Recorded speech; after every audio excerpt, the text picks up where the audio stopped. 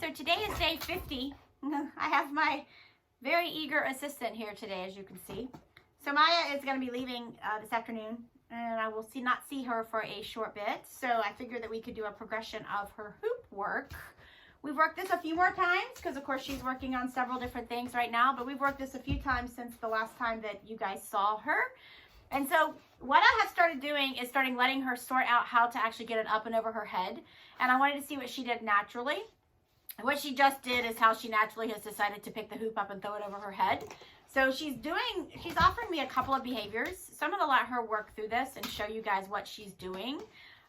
Because she's starting to do that as well, and she's starting to learn that she can put it in her mouth and then get her head under it. But as well, she's learning that she can come in from the back side and get her head on it, underneath of it to come through it. So I'm just going to let her kind of work through a little bit. She doesn't have this completed yet at all, but she's working through figuring out that I want her to come in and go through the hoop. So we will get her started and see what she offers us.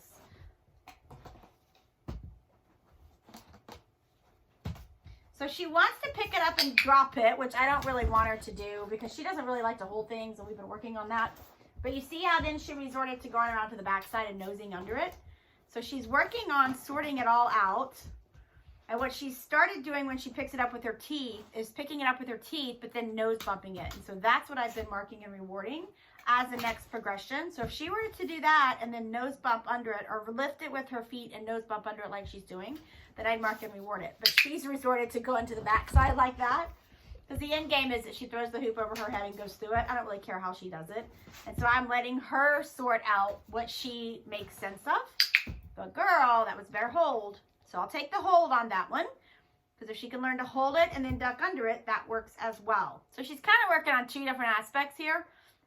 And so I'm just rewarding the ones that I like, hoping that she'll build on the one that becomes most natural to her, which seems to be that one.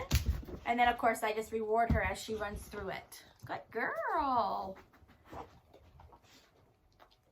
So a lot of times when I'm doing tricks like this, so see, there was that secondary bump that I wanted. I'm going to make sure to reward her underneath of it so she understands to go underneath of it.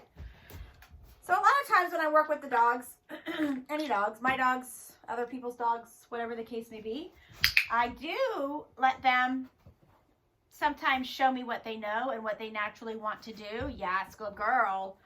And then I work with what I get, because it makes things a lot easier sometimes. And it's just fun to work with the different personalities and to let them kind of work through and think about some stuff.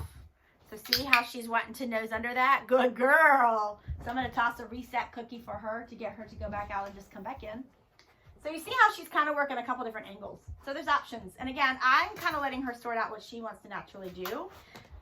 She doesn't clearly have this whole skill down yet, but she's getting there.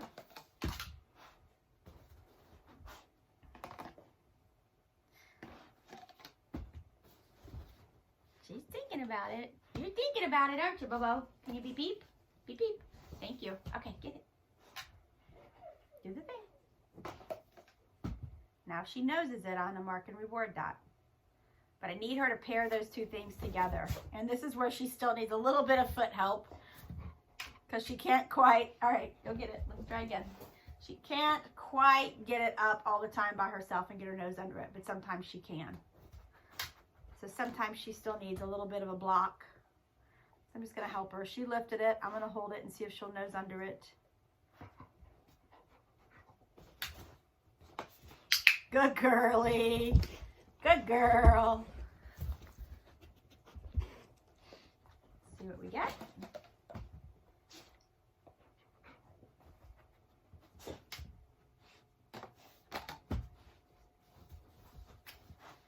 That was a good try. Go get that. Let's try again. Great way to burn off some brain power, because she is really thinking, trying to figure out what in the world she's supposed to be doing. I'm going to help her, see if she can be a little more right, just by putting the foot there. And she may opt to go back. Oh, that was so close. That was so close. I'm going to reward that. Good girly. That was so close. You thought about it, didn't you?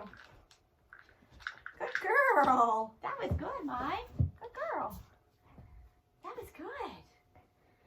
see what you got now. Got any other offerings?